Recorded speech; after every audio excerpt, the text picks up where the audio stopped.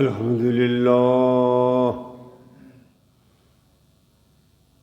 الحمد لله نحمده ونستعينه ونستغفره ونؤمن به ونتوكل عليه ونعوذ بالله من شرور أنفسنا ومن سيئات أعمالنا ومن يهده الله فلا مضل له ومن يضلل فلا هادي له ونشهد أن لا إله إلا الله وحده لا شريك له ونشهد أن محمدا عبده ورسوله اللهم صل وسلم على سيدنا ومولانا محمد وعلى آل سيدنا ومولانا محمد وبارك وسلم أما بعد فأعوذ بالله من الشيطان الرجيم بسم الله الرحمن الرحيم أم يقولون تكبره بل لا يؤمنون فليأتوا بحديث مثله إن كانوا صادقين۔ سامعین محترم، یہ سورہ طور کی 2 آیات 27واں پارہ ہے۔ جب ہم نبی اکرم صلی اللہ علیہ وسلم کی مکی زندگی کا خاص طور پر مطالعہ کرتے ہیں، دیکھتے ہیں، تو ہمیں عجیب بات نظر آتی ہے۔ بڑی مشکلات سے نبی کریم صلی اللہ علیہ وسلم کو گزرنا پڑا۔ ان میں ایک آج کی بات اللہ تعالیٰ بیان کرتا ہے کہ جن کے سامنے نبی کریم صلی اللہ علیہ وسلم اللہ کا کلام پیش کر رہے تھے، وہ کیسی باتیں کرتے تھے، عجیب قسم کے لوگ تھے۔ ان میں ایک بات یہ کرتے تھے کہ نبی کریم صلی اللہ علیہ وسلم نے یہ جو قرآن ہمیں سناتے ہیں اور کہتے ہیں کہ اللہ تعالیٰ نے مجھے وحی کی ہے، یہ تو انہوں نے خود گڑھ لیا ہے، خود بڑھا لیا ہے۔ خود عرب ہے، عربی جانتے ہیں، خود ہی یہ اپنے ذہن سے یا کسی سے سیکھ کے باتیں آ جاتی ہیں۔ یہ اتنی غلط اور بودھی بات تھی کہ اللہ تعالیٰ نے یہ فرمایا ام یقولون تکبرہ، مجھے کہتے ہیں کہ یہ نبی کریم صلی اللہ علیہ وسلم اپنی بات خود گھڑ کے لے آتے ہیں، لیکن بات یوں نہیں ہے۔ اللہ فرماتے ہیں بل لا یؤمنون، ان کا ارادہ نہیں ہے بات سننے کا، دین اسلام پر ایمان لانے کا۔ اب تھوڑی سی بات اس بات پر ہو جائے کہ ان کی یہ دلیل، ان کی یہ بات کتنی غلط تھی۔ ظاہر ہے کہ عقل بھی اس کو مانتی ہے، حالات بھی اس کے سامنے ہیں۔ ہمارے نبی کریم صلی اللہ علیہ وسلم اسی معاشرے میں رہتے تھے، 40 برس تک اسی معاشرے میں آپ نے زندگی بسر کی۔ آپ فرماتے تھے، جو بات آپ کرتے تھے وہ لوگ سنتے تھے۔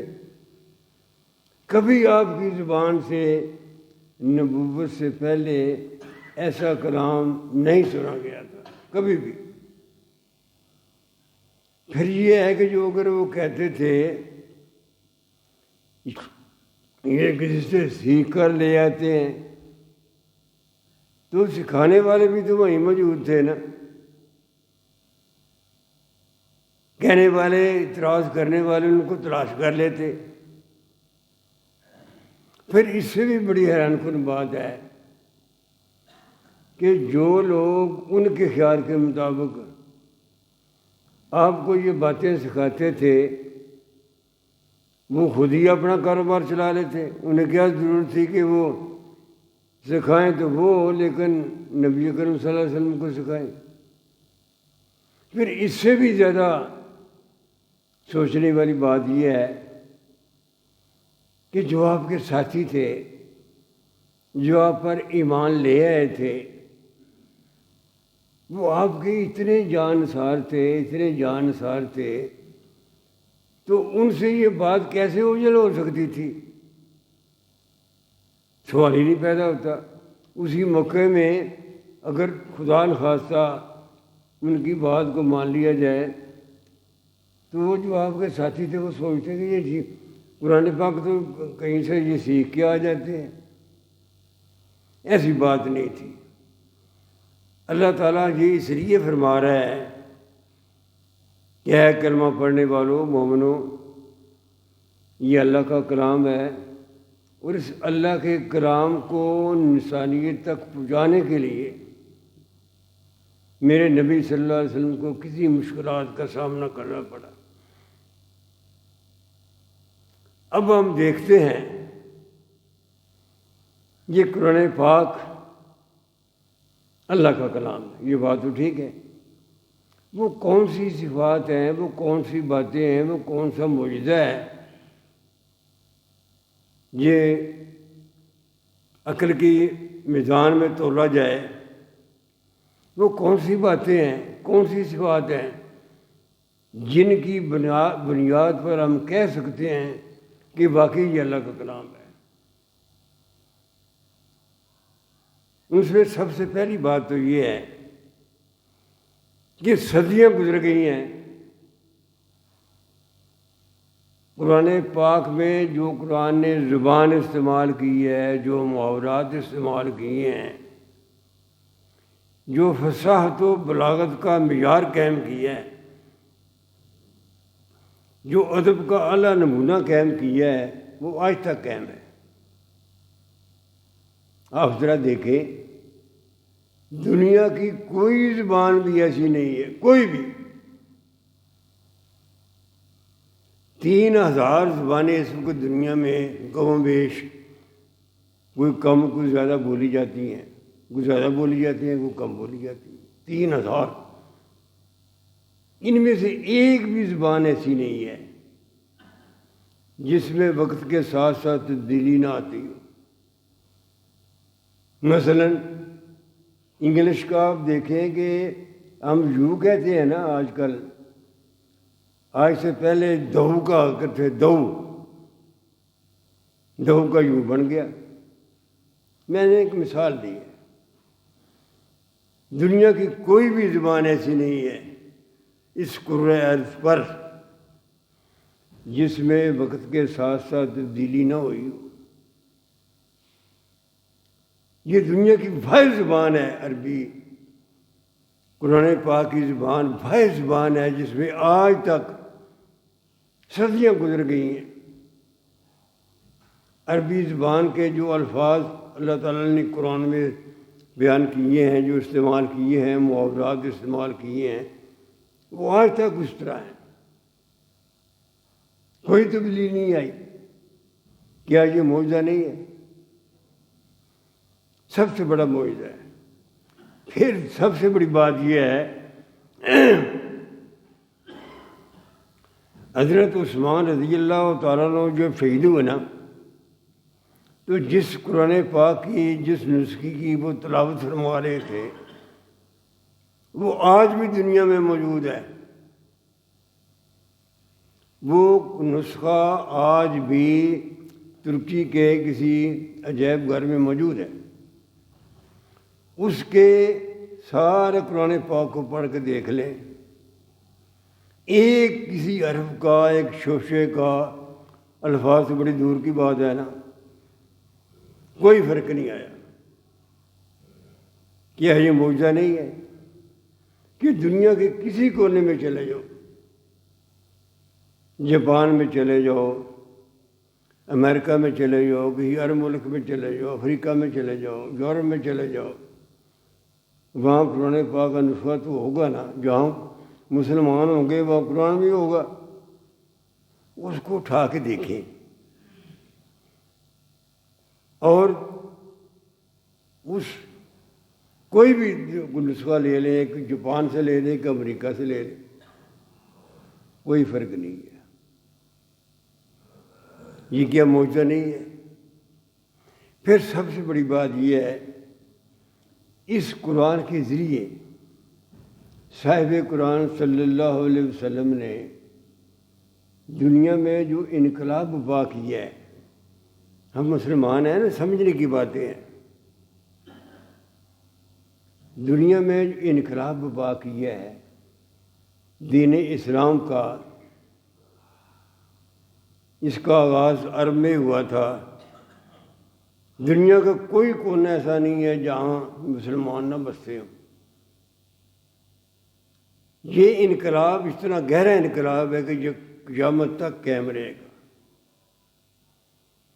دنیا میں بڑے انقلاب آئے ہیں، روس کا انقلاب آیا ہے، فرانس کا انقلاب آیا ہے، لیکن وہ کوئی بھی انقلاب اتنا پائیدار نہیں ہے جس طرح یہ انقلاب پائیدار ہے۔ میں نے ایک دفعہ عرض کیا تھا کہ بحثیت مجموعی مسلمانوں کی حالت اس وقت دنیا میں پتلی ہے نا، لیکن یہ حقیقت ہے کہ اس دنیا میں مسلمانوں کا ایک گروہ ایسا ہمیشہ ہی موجود رہے گا، کسی ملک میں کم، کسی میں زیادہ، جو پوری طرح دین اسلام پر عمل کرتا ہے اور قیامت تک قائم رہے گا۔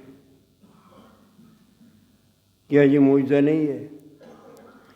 پھر ایک اور بات دیکھیے، قرآن پاک اس کائنات کی تخلیق کی بات کرتا ہے، اس کی کہانی بیان کرتا ہے۔ یہ پوری کائنات اللہ تعالیٰ نے بنائی ہے، اور شروع سے لے کر آخر تک اس کائنات میں کیا تبدیلیاں ہوں گی یہ بھی کہانی بیان کرتا ہے۔ انسان اس دنیا میں کب آیا یہ بھی کہانی بیان کرتا ہے۔ پھر یہ سب کچھ جو بیان کرتا ہے اس میں کوئی فرق نہیں ہے۔ مثلا مثال کے طور پر جو حقائق سائنسی لحاظ سے، میں سائنس کی بات کر رہا ہوں، سائنسی لحاظ سے جو حقائق اللہ تعالیٰ کا قرآن بیان کرتا ہے، صدیوں پہلے جو بیان کیے تھے، ان میں کوئی ایک حقیقت بھی غلط ثابت نہیں ہوئی ہے۔ یہ ریکارڈ کی بات ہے۔ آج دنیا میں جو بڑی ترقی ہوئی ہے نا سائنس کی، بڑی ایجادات ہوئی ہیں، بے شمار ایجاد ہوئی ہیں، لیکن قرآن پاک کو پڑھ کے دیکھ لیں، جو عمرانیات کے لحاظ سے، سائنس کے لحاظ سے، تاریخ کے لحاظ سے جو اللہ کا قرآن یہ واقعہ بیان کرتا ہے وہ آج بھی اس طرح ہی ہے، اس میں کوئی بات غلط ثابت نہیں ہوتی۔ پھر سب سے بڑی بات یہ ہے، اس قرآن کا موضوع، اس قرآن کا خطاب کس سے ہے؟ انسانوں سے۔ انسان کہاں بستے ہیں؟ اس کرۂ ارض پر۔ کرۂ ارض کی حیثیت کیا ہے پوری کائنات میں؟ جس طرح سمندر میں قطرہ ہوتا ہے، جس طرح سمندر میں قطرہ ہوتا ہے اتنی زمین ہے، زمین میں بسنے والا انسان یہ اس کا مخاطب ہے، یہ اس کا موضوع ہے۔ اور پھر سب سے بڑی بات یہ ہے کہ اللہ کا قرآن یہ کہتا ہے، انسان میرا کلمہ پڑھنے والے، میرے نبی کا دامن پکڑنے والے بات سن لے، یہ ساری کائنات جس کا آج تک اندازہ پورا نہیں لگایا جا سکا، یہ ساری کائنات، کیا جمادات، کیا حیوانات، کیا نباتات، کیا اجرام فلکی، یہ سارے تیرے لیے مسخر کر دیے گئے ہیں، یہ سب تیرے لیے ہیں، تیری خدمت کے لیے ہیں۔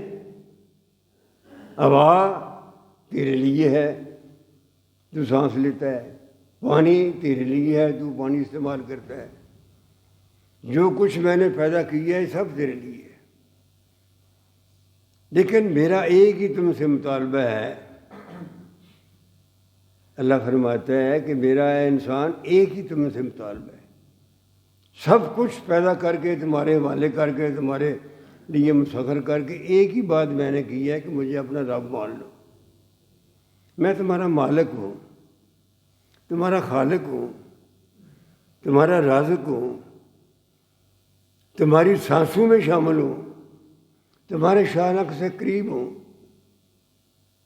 وہ بات کیا کہتا ہے؟ وہ کہتا ہے کہ مجھے تو مانو نا، اتنا تو مان لو نا کہ مجھے پیدا کرنے والا جو ہے وہ رب ہے۔ اور پھر سب سے بڑی عجیب بات یہ ہے کہ وہ زبردستی بھی نہیں کرتا، یہ ضرور کہتا ہے کہ مانو گے تمہارا فائدہ ہے اور تمہیں یہ انعام ملے گا، نہ مانو گے تمہارا نقصان ہوگا، تمہیں یہ سزا ملے گی۔ اس کے باوجود سختی نہیں کرتا، جو کوئی غلط کام کرتا ہے اسے روکتا نہیں ہے، ٹوکتا نہیں ہے۔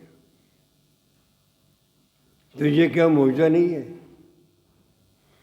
پھر سب سے بڑی بات یہ ہے قرآن پاک کے معجزہ ہونے کی کہ قرآن پاک نے جو حقائق بیان کیے ہیں، حقائق بیان کیے ہیں اس کائنات کے متعلق، وہ آج تک بالکل صحیح ثابت ہو رہے ہیں۔ مثلاً قرآن پاک ہی حقیقت بیان کرتا ہے کہ قیامت کے دن جب تم میرے سامنے پیش کر دیے جاؤ گے، تمہارے دائیں اور بائیں کرام کاتبین ہیں، میں نے 2 نگران مقرر کر دیے ہیں۔ ان کے ہاتھ میں کوئی پینسل تو نہیں ہے، نہ کوئی کاغذ ہے، وہ سب کچھ ریکارڈ کر رہے ہیں جو تم دنیا میں کر رہے ہو۔ اللہ تعالیٰ نے یہ بتا دیا ہے، کوئی چیز چھپا کے نہیں رکھی، بتا دیا ہے دیکھو بھائی تمہارے نگران موجود ہیں، یہ بات ریکارڈ کر رہے ہیں۔ آج کی دنیا میں ایک بڑا حیرت انگیز ایجاد ہوئی ہے ڈی این اے کی۔ ڈی این اے آپ جانتے ہیں نا؟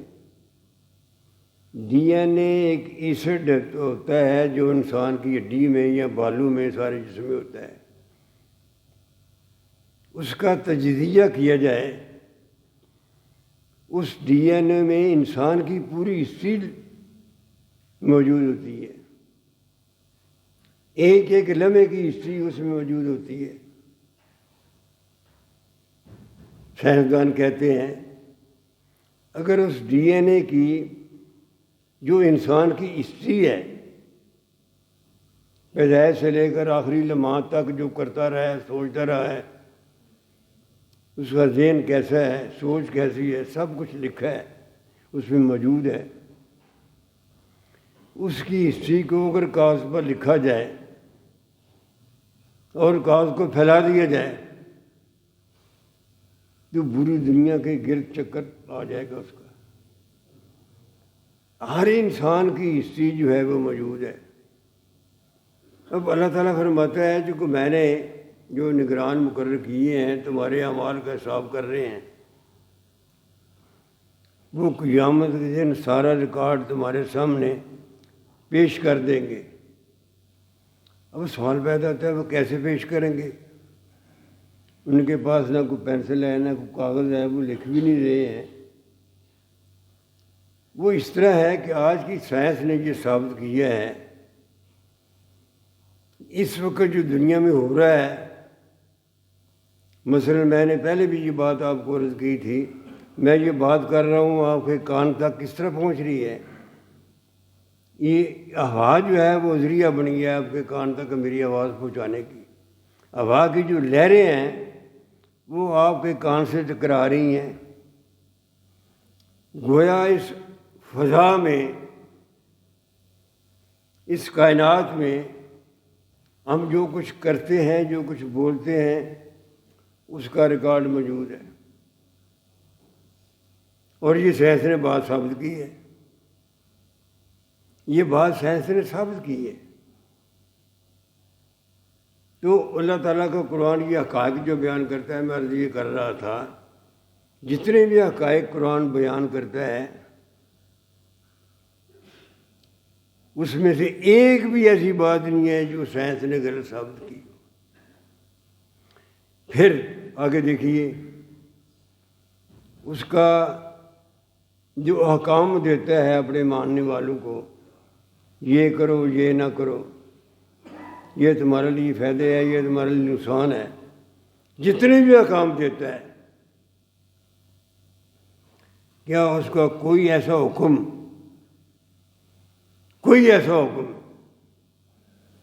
آج تک کسی نے غلط ثابت کیا ہے؟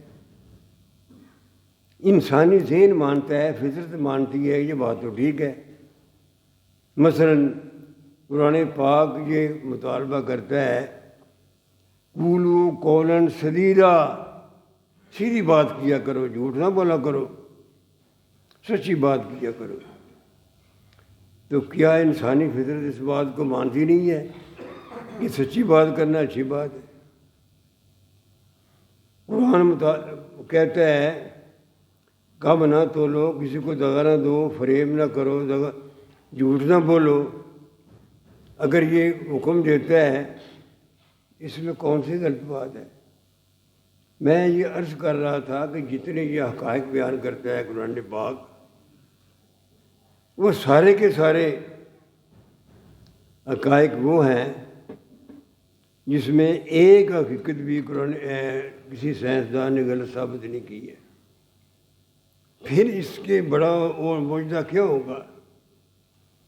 قرآن پاک جس قوم میں اترا، اگرچہ یہ ساری دنیا کے لیے ہے، پوری انسانیت کے لیے، صرف عرب کے لیے نہیں ہے، پوری انسانیت کے لیے. وہ قوم کیسی تھی؟ تاریخ گواہ ہے کہ وہ قوم بکریاں چراتے تھے، اونٹ پالتے تھے، کوئی پڑھے لکھے نہیں تھے، بہت کم پڑھے لکھے تھے، صحرا نشین تھے. تو کیا اس قرآن کا معجزہ نہیں ہے کہ صاحب قرآن صلی اللہ علیہ وسلم کے ذریعے ان صحرا نشینوں کو، ان بکریاں چرانے والوں کو دنیا کا امام بنا دیا، ان کا کردار اتنا بلند کر دیا، اتنا کچھ انہیں سکھا دیا، انسانیت کا سبق سکھا دیا.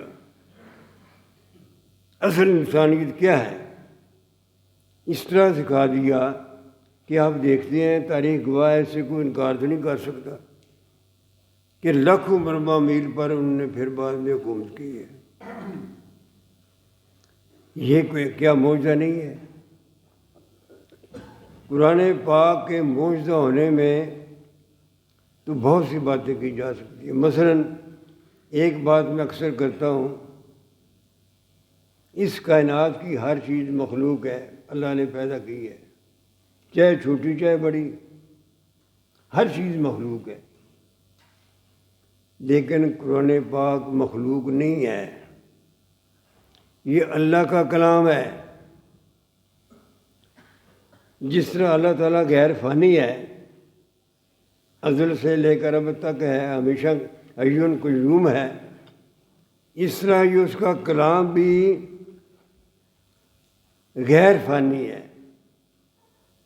یہ کسی کاغذ کا محتاج نہیں ہے، یہ کسی حافظ کا محتاج نہیں ہے. ذرا غور کیجیے میری گزارشات پر. نہ یہ کسی کاغذ کا محتاج ہے، نہ یہ کسی حافظ کا محتاج ہے، یہ اللہ کا کلام ہے، غیر فانی ہے. اور سب سے بڑی بات یہ ہے، یہ غیر فانی ہے. ہم جانتے ہیں کہ اللہ تعالیٰ نے جو کائنات بڑھائی ہے، ایک دن ایسا آنے والا ہے، یہ قرآن ہی کہتا ہے نا، ایک دن ایسا آنے والا ہے کہ ساری کائنات تباہ ہو جائے گی، حتیٰ کہ جو فرشتہ انسان کی جان دیتا ہے اسرائیل، وہ بھی فوت ہو جائے گا۔ جبرائیل جو بڑا مکرم فرشتہ ہے وہ بھی فوت ہو جائے گا۔ ساری کائنات، کیا چاند، کیا ستارے، کیا زمین، سب کچھ، یہ قرآن کہتا ہے۔ لیکن اگر اس کائنات میں ہمارے پاس کوئی چیز فنا نہیں ہوگی، قیامت تک کے لیے کوئی فنا نہیں ہوگی، جب سب کچھ فنا ہو جائے گا، تو یہ اللہ کا کلام ہے۔ میں کبھی کبھی سوچتا ہوں ہم کتنے خوش قسمت ہیں کہ ہمارے ہاتھ میں وہ چیز موجود ہے جو غیر فانی ہے، جسے فنا نہیں ہے، جسے فنا نہیں ہے، اور یہ جو بات بھی کرتا ہے ہمارے فائدے کی کرتا ہے۔ ہمارے جو چیزیں غلط ہیں، جو نقصان کرنے والی، وہ بھی بیان کرتا ہے۔ اچھا، ایک بات میں عرض کروں کہ آپ نے دیکھا ہے کہ میرے ہاتھ میں قرآن ہوتا ہے، جب میں بات کرتا ہوں، قرآن کی تشریح کرتا ہوں اپنی عقل کے مطابق، فہم کے مطابق۔ بعض لوگوں میں یہ خیال آتا ہوگا ذہن میں